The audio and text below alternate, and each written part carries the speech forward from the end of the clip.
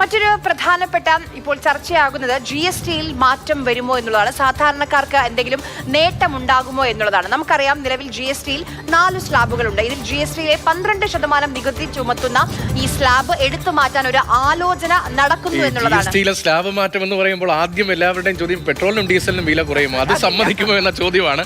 അതിനെന്തായാലും സാധ്യത ഇല്ല എന്നത് വേണം. അങ്ങനെ ഒരു വിശാല മനസ്സ് കേന്ദ്ര സംസ്ഥാന സർക്കാരുകൾക്ക് ഉണ്ടാകാനുള്ള സാധ്യത നികുതിക്ക് മേൽ നികുതി എന്ന നിലയിൽ നമ്മളെ പിഴിഞ്ഞുകൊണ്ടേയിരിക്കുകയാണ്. പെട്രോൾ ഡീസൽ കാര്യത്തിൽ, ഇന്ധന വില കാര്യത്തിൽ അതിന് മുകളിൽ സെസ് ഉൾപ്പെടെ ഏർപ്പെടുന്നുണ്ട്. അതിനൊക്കെ ന്യായീകരണങ്ങളും ഉണ്ട് എന്നതാണ് വസ്തുത. അന്താരാഷ്ട്ര മാർക്കറ്റിലെ ഫ്ലക്ച്വേഷൻ അനുസരിച്ച് കുറയുന്നതിന് അനുസരിച്ച് പോലും പലപ്പോഴും വില കുറയുന്നില്ല എന്നതാണ് വളരെ വലിയൊരു പ്രശ്നമായി നിൽക്കുന്നത്. അതിലും 5, 12, 18, 28 അല്ലേ?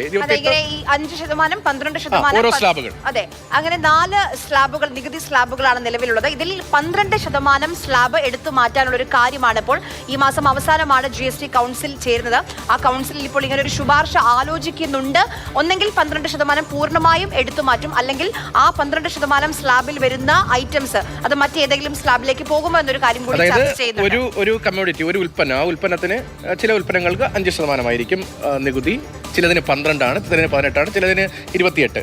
ഇങ്ങനെ പല സ്ലാബുകളാണ്. അതാണ് പെട്ടെന്ന് ഇത് മനസ്സിലാകാത്ത ആളുകൾക്കുണ്ടെങ്കിൽ എല്ലാവർക്കും അറിയുന്നതാണെങ്കിലും ഞാൻ പറഞ്ഞതേ ഉള്ളൂ. ഒരു പ്രോഡക്റ്റിന് നമ്മളൊരു മുട്ടുസൂചി വാങ്ങിച്ചാൽ അതിന് ഇത്ര ശതമാനമാണ് നികുതി. ആ സ്ലാബാണ് ഈ 5, 12 എന്നൊക്കെ പറയുന്നത്. അതിലാണ് മാറ്റം വരാൻ പോകുന്നത്. അനൂപ് ദാസ് ഉണ്ട് ഡൽഹിയിൽ നിന്ന് വിവരങ്ങളുമായി. അനൂപ്, എങ്ങനെയാണ് ഈ മാറ്റം പ്രതിഫലിക്കുക? എന്തൊക്കെ അവശ്യ സാധനങ്ങൾക്ക്, നമ്മൾ എപ്പോഴും ഉപയോഗിക്കുന്ന സാധനങ്ങൾക്ക്, അങ്ങനെയുള്ളവയ്ക്ക് ഈ GSTയിലെ സ്ലാബ് മാറ്റം കൊണ്ട് ഗുണമുണ്ടാകുമോ? എന്തൊക്കെ വിവരങ്ങൾ വരുന്നുണ്ട് കൗൺസിലിൽ നിന്ന്? ആളുകൾക്ക് ഗുണമുണ്ടാവും. ഇതൊരു ഔദ്യോഗികമായിട്ടുള്ള വാർത്തയല്ല. നമുക്ക് GST കൗൺസിലുമായി ബന്ധപ്പെട്ട ആളുകളിൽ നിന്ന് ലഭിച്ച വിവരമാണ്. ഈ 12% നികുതി എന്ന് പറയുന്നത് ഒരുപാട് ഉൽപ്പന്നങ്ങളുണ്ട്. അതിപ്പോൾ ബോട്ടിലാക്കിയ നെയ്യ്, ഒപ്പം തന്നെ ബോട്ടിലാക്കിയ ജ്യൂസുകൾ, നമ്മൾ പല പേരുകളിൽ നമുക്ക് ലഭിക്കുന്ന പഴവർഗ്ഗങ്ങളുടെ ജ്യൂസ് ഉണ്ടല്ലോ, അതിൻ്റെ കൂടെ തന്നെ ഇളനീരിൻ്റെ ജ്യൂസ് ബോട്ടിലാക്കിയത്, കമ്പ്യൂട്ടറുകളൊക്കെ ഈ ഒരു വിഭാഗത്തിലാണ്. ഈ 12% നികുതിയാണ്, GST ആണ് നമ്മൾ കൊടുക്കുന്നത്. ഇതൊക്കെ ഈ 12% നികുതി സ്ലാബ് എടുത്തു മാറ്റുമ്പോൾ ചില ഉൽപ്പന്നങ്ങൾ, അതായത് നെയ്യോ അല്ലെങ്കിൽ കമ്പ്യൂട്ടറോ പോലുള്ള ഉൽപ്പന്നങ്ങൾ, ചിലപ്പോൾ അത് 5% സ്ലാബിലേക്ക് ആ ഉൽപ്പന്നങ്ങളെ മാറ്റും. അതല്ലെങ്കിൽ 18% നികുതി നൽകേണ്ട സ്ലാബിലേക്ക് മാറ്റും. അതുകൊണ്ട് ഈ 12% സ്ലാബ് ഇല്ലാതാകുമ്പോൾ നേട്ടമുണ്ടാവും ചില ആളുകൾക്ക് കുറച്ച് കുഴപ്പമുണ്ടാകും. കാരണം ചില ഉൽപ്പന്നങ്ങളുടെ നികുതി കൂടും, മറ്റു ചില ഉൽപ്പന്നങ്ങളുടെ നികുതി കുറയും എന്നുള്ളതാണ് കാണാൻ കഴിയുന്ന കാര്യം. ഈ മാസം അവസാനമോ അല്ലെങ്കിൽ അടുത്ത മാസം ആദ്യമോ ആണ് GST കൗൺസിലിന്റെ അടുത്ത യോഗം ചേരുക. ഏറ്റവും ഒടുവിൽ യോഗം ചേർന്നത് കഴിഞ്ഞ ഡിസംബറിലായിരുന്നു. എന്തായാലും ആ യോഗത്തിൽ ഇക്കാര്യം ചർച്ചയാകും. അല്പം മുമ്പ് ഞാനിവിടെ കേരള ഹൗസിലാണുള്ളത്. ഇവിടെ നിന്ന് നമ്മുടെ ധനമന്ത്രി KN ബാലഗോപാൽ കേരളത്തിലേക്ക് തിരിച്ചിരുന്നു. അദ്ദേഹത്തോട് നമുക്ക് ഇത് സംബന്ധിച്ച് എന്തെങ്കിലും വിവരം ഔദ്യോഗികമായി ലഭിച്ചിട്ടുണ്ടോ എന്ന് ചോദിച്ചിരുന്നു. പക്ഷേ അദ്ദേഹം ഔദ്യോഗികമായിട്ടൊന്നും ലഭിച്ചിട്ടില്ല. യോഗം നടക്കട്ടെ, അപ്പോൾ ചർച്ച വരട്ടെ എന്നാണ് പ്രതികരിച്ചത്. GST കൗൺസിലുള്ള ചില അംഗങ്ങൾ ദേശീയ മാധ്യമങ്ങൾക്ക് നൽകിയ ഒരു അഭിമുഖത്തിലാണ് ഇതുമായി ബന്ധപ്പെട്ട ചില സൂചനകൾ വന്നത്. ആ സൂചനകൾ നമുക്കൊന്ന് വിശദമായി പരിശോധിക്കാം. ആളുകൾക്ക് വലിയ താല്പര്യമുള്ള, നമുക്ക് എല്ലാവർക്കും താല്പര്യമുള്ള ഒന്നാണ് നികുതി കുറയുക എന്നത്. ഇപ്പോൾ ബജറ്റൊക്കെ അവതരിപ്പിക്കുമ്പോൾ ഏതൊക്കെ ഇനത്തിൽ വില കുറയുന്നു, ഏതിനൊക്കെയാണ് വില കുറഞ്ഞത്, വില കൂടുക എന്നതാണ്. സ്ക്രീനിലേക്ക് നോക്കാം. നെയ്, വെണ്ണ, ജാം ഇവയ്ക്ക് വില കുറയും. നികുതി നിരക്കിൽ വ്യത്യാസമുണ്ടാകും. കുറയുമെന്ന് പറയുമ്പോഴും അവിടെ ഒരു ക്വസ്റ്റ്യൻ മാർക്ക് ഉണ്ട്. ഇപ്പോൾ ഈ 12% സ്ലാബിൽ നിന്ന് മാറ്റും, 12% സ്ലാബ് എടുത്തു മാറ്റും.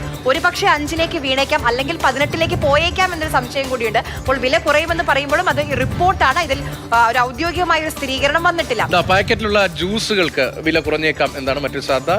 ഈത്തപ്പഴം, കട്ടിയാക്കിയ പാൽ, അങ്ങനെയുള്ള ഉൽപ്പന്നങ്ങൾക്കും നികുതി സ്ലാബിൽ മാറ്റം വരാനുള്ള സാധ്യത. പറയുമ്പോൾ സാധാരണക്കാരായ ആളുകൾ സ്ഥിരം ഉപയോഗിക്കുന്ന, ഡെയിലി നമ്മൾ ഉപയോഗിക്കുന്ന കാര്യങ്ങളാണ്. അപ്പോൾ സാധാരണക്കാരെ സംബന്ധിച്ച് ഈ ഒരു സ്ലാബ് എടുത്തു മാറ്റിയാൽ അത് വലിയ നേട്ടം തന്നെയാണ്. അണ്ടിപ്പരിപ്പ് ഉൾപ്പെടെയുള്ള പാക്കറ്റ് ഉൽപ്പന്നങ്ങൾക്ക് നികുതി കുറയും. അത് എല്ലാവർക്കും ഗുണകരമായ ഒന്നായിരിക്കും. സാധാരണ വീടുകളിലൊക്കെ വാങ്ങുന്ന ഉൽപ്പന്നങ്ങളാണ് പാക്കറ്റിൽ ആക്കിയ അണ്ടിപ്പരിപ്പ് ഉൾപ്പെടെയുള്ള സമാനമായ പ്രോഡക്ട്സ്. അവയ്ക്ക് ഒരുപക്ഷെ നികുതി കുറയും, വില കുറയും എന്നുള്ളതാണ് ഇപ്പോൾ വരുന്ന വിവരം. ശീതീകരിച്ച മത്സ്യം, അതായത് പാക്കറ്റിൽ കിട്ടുന്ന ഫ്രോസൺ ആയിട്ടുള്ള മീറ്റ്, ഫ്രോസൺ ആയിട്ടുള്ള ഫിഷ്, അതിനൊക്കെ വില കുറയും എന്നാണ് അറിയുന്നത്.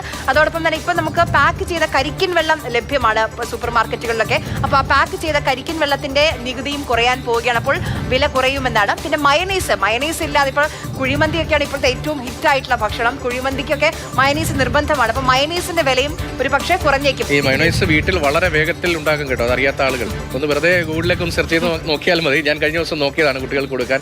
അപകടകരമാണ്, അല്പനേരം പഴകിപ്പോയാൽ എന്ന ഭീതി കൊണ്ട് കൂടിയാണ് അങ്ങനെ നോക്കിയത്.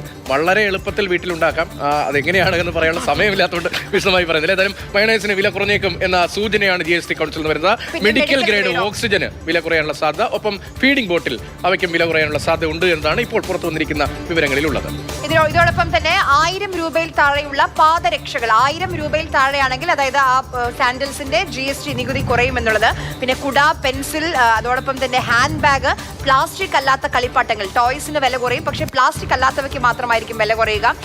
കുട, അങ്ങനെ നമ്മൾ സാധാരണക്കാരായ ആളുകൾ എല്ലാ ദിവസവും ഉപയോഗിക്കുന്ന പല വസ്തുക്കളുമാണ് ഇപ്പോൾ നികുതി കുറയുമെന്നുള്ള ഈ സ്ലാബിലേക്ക് വരുന്നത്. അപ്പോൾ സാധാരണക്കാരനെ സംബന്ധിച്ച് ഈ സ്ലാബ് എടുത്തു മാറ്റിയാൽ, അല്ലെങ്കിൽ 5% സ്ലാബിലേക്ക് വീണാൽ പോലും അത് വലിയ നേട്ടം തന്നെയാണ്.